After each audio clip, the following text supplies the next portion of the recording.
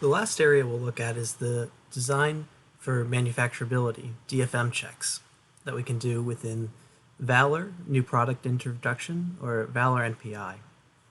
And so we'll run this tool, Valor, directly in the Expedition layout environment. When we're checking for manufacturability, we have to ask, how will this board be manufactured?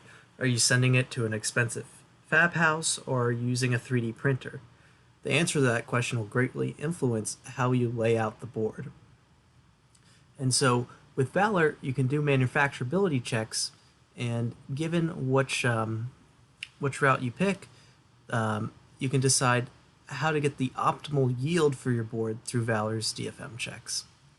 And so here I have the Valor environment, and I can run just subsets of the thousands of DRCs that Valor provides at different stages in my design. Maybe I want to do a part validation stage, I only want to look at critical routes, I only want to look at the fabrication of the board.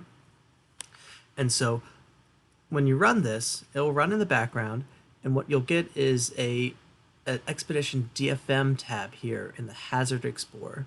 And if you're familiar with the Expedition, this is where the generic DRCs are already provided, and you get the Valor DRCs as well. So let's take a look at some of the DRCs that we found. So here we have multiple trace connections, and let's look at it. So here at this resistor, we have two big traces coming out of that resistor pad. And Valor will give us a little description of why that's problematic. Such a situation creates a condition where additional heat will be required to activate the solder process. So because we have this metal surrounding the pad, it will dissipate the heat on that pad and the solder may not activate.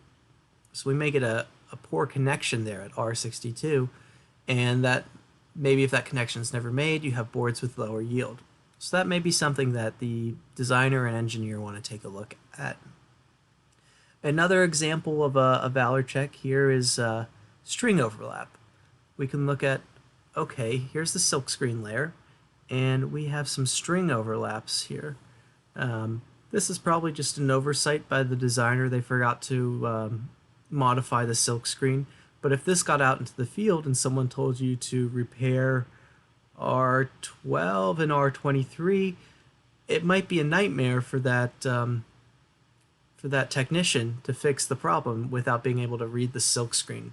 So that's something the engineer may want to clean up.